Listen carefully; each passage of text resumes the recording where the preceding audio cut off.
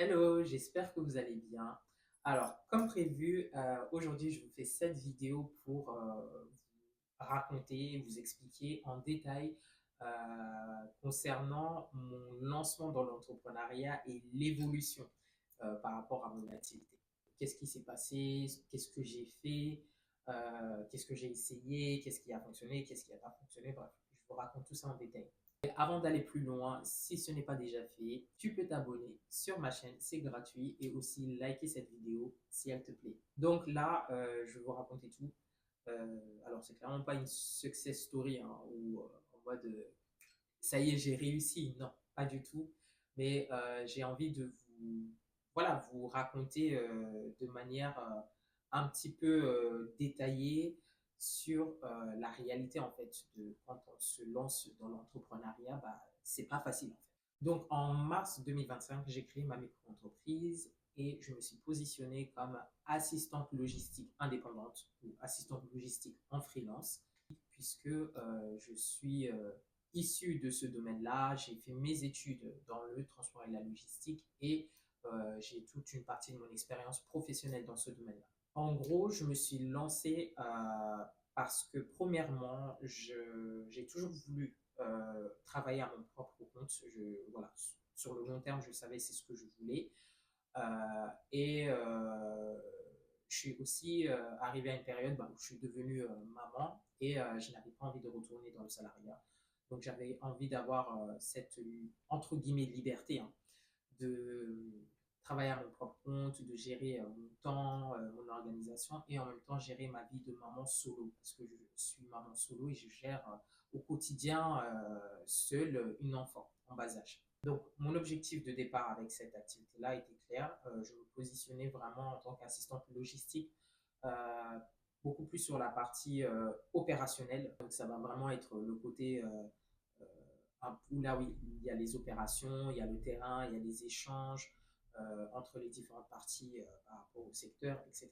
Et après, ma vision sur le long terme, c'était de basculer d'assistante logistique indépendante à consultante logistique. Donc, une fois que tout a été mis en place, voilà, je mets en place des plans d'action et directement, je commence les choses, je prospecte. Voilà, donc il faut savoir que quand j'ai commencé à prospecter, je prospectais du coup des entreprises dans le domaine, hein, le domaine du transport et de la logistique. Je contacte des entreprises, je contacte bah, des dirigeants ou des personnes qui ont une responsabilité dans l'entreprise et qui sont surtout dans le domaine de la logistique ou du transport. Donc voilà, je prospecte par mail, sur LinkedIn, enfin voilà. Et je vais aussi à des événements. D'ailleurs, j'avais fait deux vidéos où l'une d'entre elles, j'étais au Salon international du transport et de la logistique et l'autre à l'événement Go Entrepreneur. Et l'objectif, bah, c'était voilà, toujours dans ce cadre de prospection, échanger, me présenter, proposer mes services, etc. Mais j'ai vite fait un constat, c'est que en France, surtout dans le secteur du transport et de la logistique, les entreprises n'ont pas forcément cette culture de prendre une personne en freelance ou indépendante sur une mission. Ils ont plus cette culture de si ils ont besoin d'une personne sur un poste ou une mission, bah, ils vont recruter en fait en intérim, en CDD ou en CDI.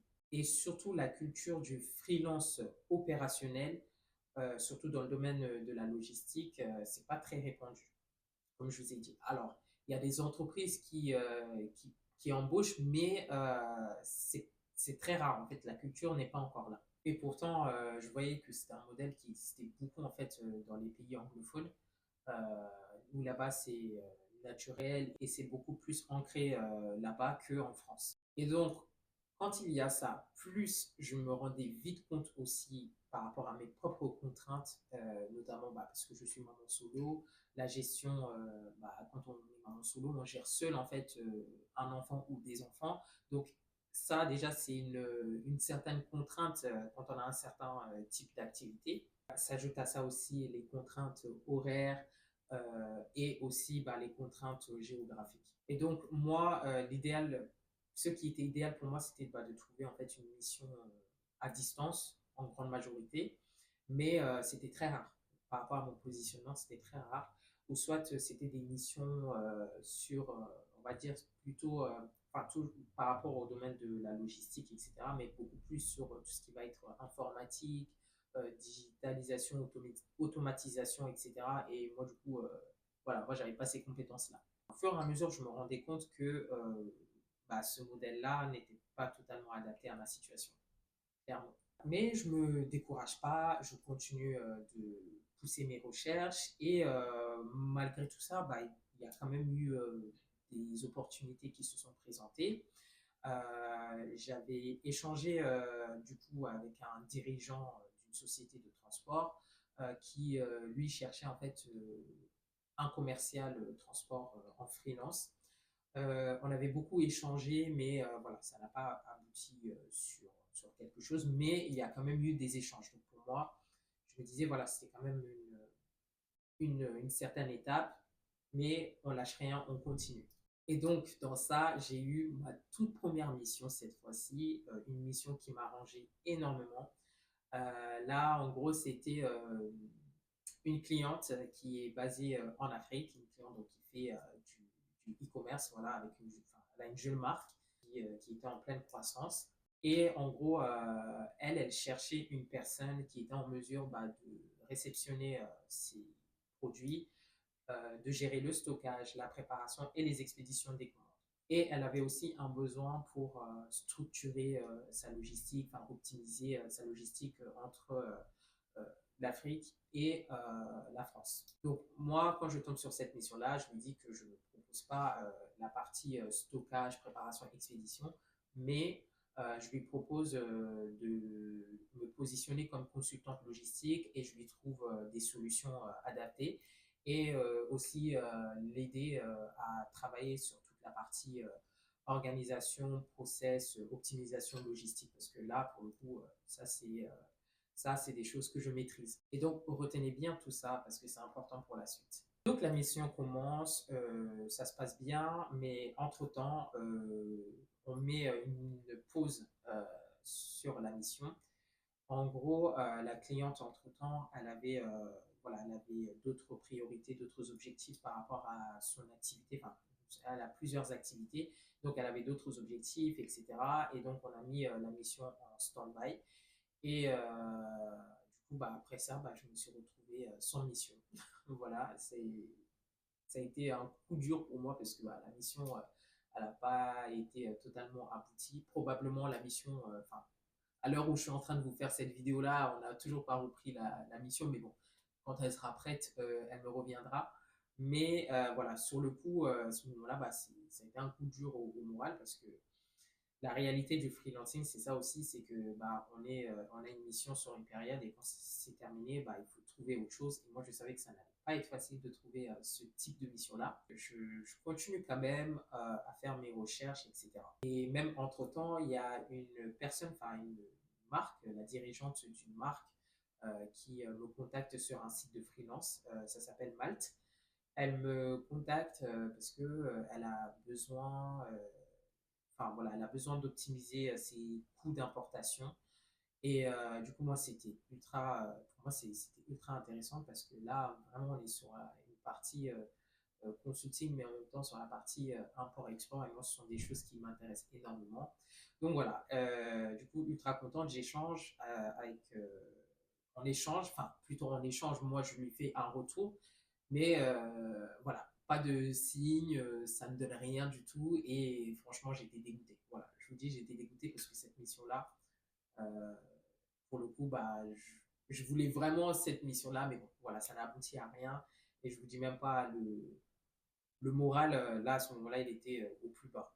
Donc, en parallèle de toute cette période-là, avec un ancien camarade de classe, je crois que enfin, j'en ai déjà parlé sur cette chaîne-là, que j'avais croisé du coup, oui, à l'événement Go Entrepreneur.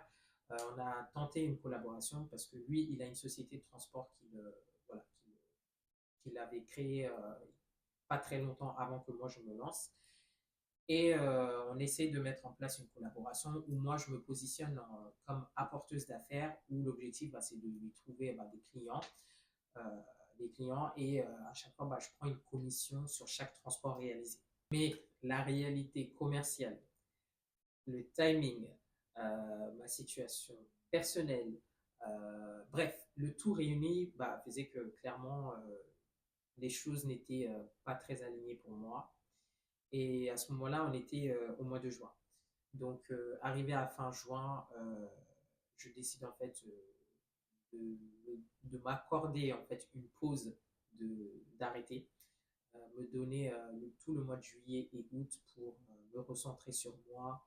Comme je l'ai dit dans ma vidéo retour sur YouTube, je vous ai dit que voilà que clairement j'étais à une période où j'étais fatigué, je remettais en question tout, parce que bah, en gros, je voyais que les choses n'étaient pas tellement alignées, les choses n'étaient pas tellement en accord avec ma situation, ma vie de maman solo, l'insécurité et la garantie en fait de ce type d'activité, hein, l'activité de freelancing. Ce n'est pas facile, ce n'est pas évident, il n'y a pas de garantie en fait. Et surtout, quand on se positionne sur un secteur comme ça, voilà, c'est pas à 100% garanti. Je me suis donné tout le mois de juillet-août pour me reposer, me concentrer sur ma fille et moi et me donner un temps de réflexion. Du coup, je décide en août, euh, voilà, je me dis, voilà, à la rentrée septembre, je vais me remettre sur le marché du travail et trouver un emploi de salarié à contre-cœur. Et je mets en stand-by mon activité de freelancing. Donc, on arrive en septembre, c'est ce que je fais. Je me remets sur le marché du travail, je postule.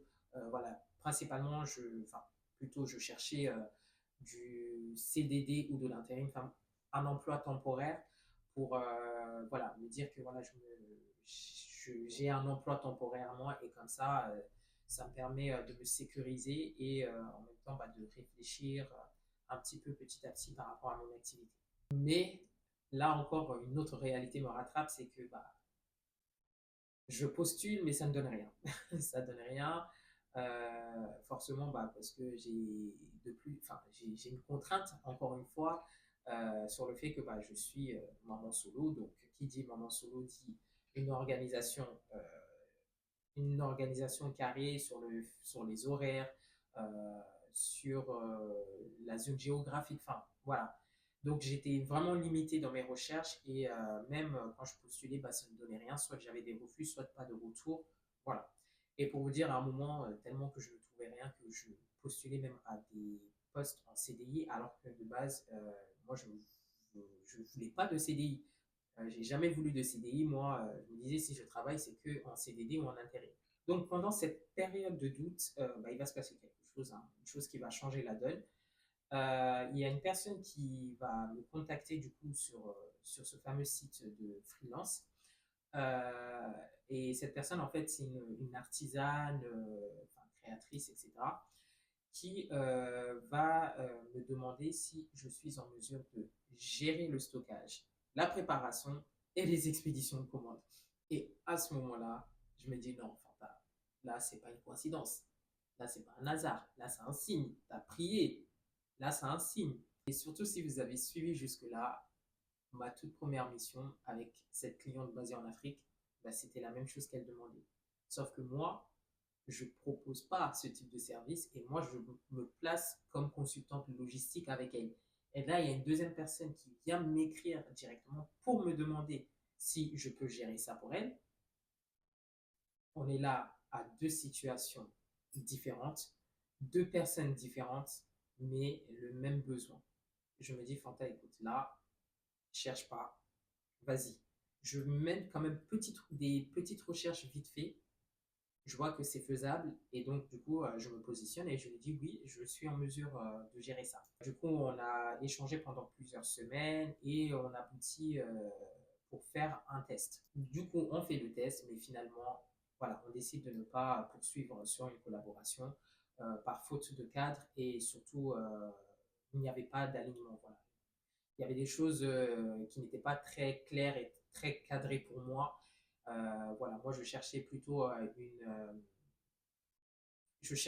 en fait, enfin pas chercher, mais du moins pour moi une activité en tant que vrai prestataire et non en tant que salarié. Voilà, je m'arrête là, mais je retiens quand même que cette expérience, pour moi, elle a été fondamentale. Pour moi, ça a été une, clairement la chose, en fait, qui a changé le tout, en fait, par rapport à mon activité, par rapport à ma vision des choses. Voilà, donc je tire que du positif dans cette expérience-là, parce que ça m'a confirmé en fait qu'il y avait de la demande, qu'il y avait un vrai potentiel et surtout que ce service, ce type de service est adapté à ma réalité de maman solo. Voilà, puisque en gros, je pense que j'ai oublié de mentionner, mais en gros, la personne qui m'a contacté, enfin l'artisan qui m'a contacté, bah, en gros, en gérant son stock, sa préparation et ses expéditions, je faisais tout ça depuis chez moi. Donc, ce qui fait que c'est une activité qui est totalement adaptée à ma situation et surtout, c'est une chose que je cherchais en fait, c'est-à-dire avoir ma propre activité depuis chez moi et avoir la possibilité de gérer mon emploi du temps comme je le veux. Donc, aujourd'hui, où j'en suis, bah, mon activité a évolué. Voilà, je pense que vous avez peut-être compris au fil du temps. Et aujourd'hui, je me positionne en tant que micro-logisticienne. Oui, bah, pour moi, c'est l'activité, enfin, avec ce service-là, c'est clairement en fait de la micro-logistique puisque je propose en fait du stockage, de la préparation de commandes et expédier les commandes depuis chez moi pour du coup bah, des jeunes marques qui sont en pleine croissance. Donc, ce qui fait que du coup, je gère tout ça et pour moi, c'est une activité vraiment de micro-logistique. Et en parallèle de ce service de micro-logistique, je garde toujours mon service ou plutôt mes services d'assistante, coordinatrice logistique, aussi consultante logistique.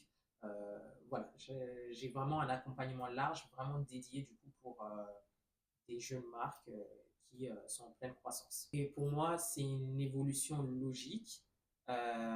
C'est pas un hasard. Voilà. Déjà, pour moi, le hasard n'existe pas. Et ça montre une fois de plus que l'entrepreneuriat, c'est pas linéaire en fait. C'est pas du tout linéaire. Au départ, on peut commencer avec un objectif précis, avec une idée précise, mais durant le parcours, il y a énormément de choses qui changent, qui évoluent et ça nous mène vers d'autres opportunités. Et clairement, tout ça, en fait, c'est la réponse en fait de ce que j'ai pu observer et que j'ai pu vivre. Vous voyez les moments de doute que j'ai eus, les moments où je me posais des questions, je ne savais pas qu'est-ce que j'allais faire.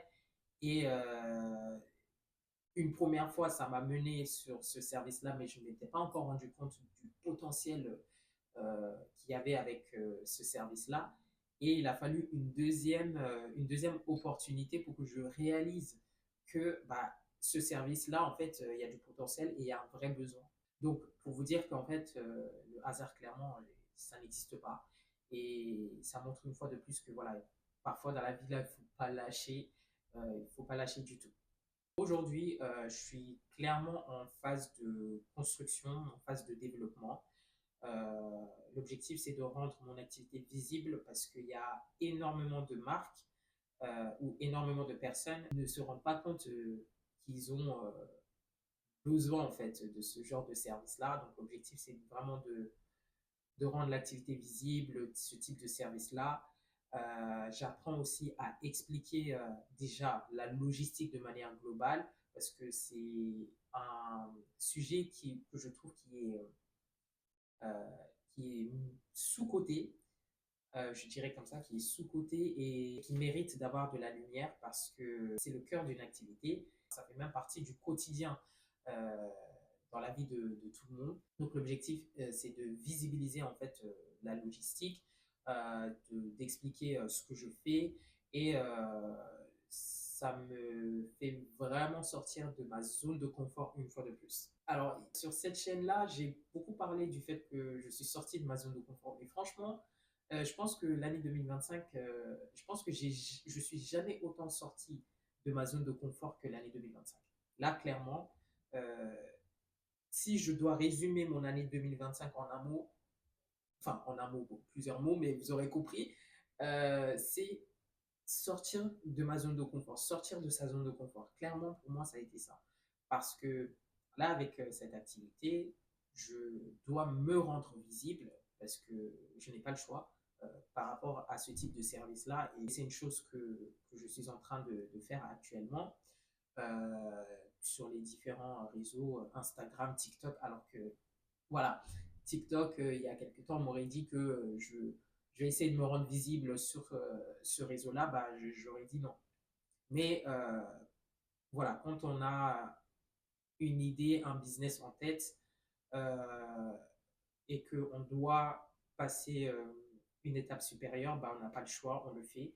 Et ça, c'est une chose que j'ai compris sur mon année 2025. J'ai pas lâché, je n'ai rien abandonné et je vais toujours continuer sur cette lancée-là. Mais surtout, clairement, j'ai juste envie de dire, si vous avez des choses, enfin, vous avez envie de faire quelque chose, lancez-vous, faites-le, n'attendez pas le bon moment. Je l'ai dit, hein, le bon moment, ça n'existe pas. En fait, les choses se font en leur temps, mais allez-y.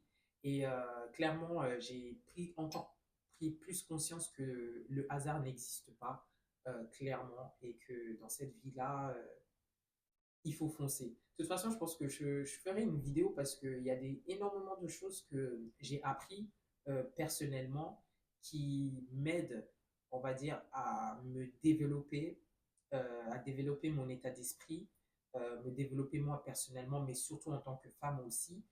Il y a énormément de choses que j'ai appris et je suis toujours sur cette phase d'apprentissage-là. Mais voilà, je pense que je ferai peut-être une vidéo par rapport à ce sujet-là. Mais en gros, j'ai pris une pause quand il le fallait. Je me suis recentré sur moi pour essayer de comprendre, pour essayer de m'aligner et aussi de prendre conscience sur certaines choses et de lâcher prise. Aujourd'hui, je suis arrivé à un stade où je construis maintenant quelque chose de cohérent, qui est beaucoup plus clair, beaucoup plus aligné avec ma vie de maman solo. Voilà, l'objectif, du coup, bah, c'est de continuer à vous documenter l'évolution de mon activité, mon évolution à moi, comme toujours, mon organisation et surtout les coulisses de ce que je construis. Merci à celles et à ceux qui me suivent et surtout merci bah, à vous si vous avez tenu jusqu'à la fin de cette vidéo. En tout cas, j'aimerais vraiment vous remercier et surtout, je vous dis à très vite dans une prochaine vidéo. Bye!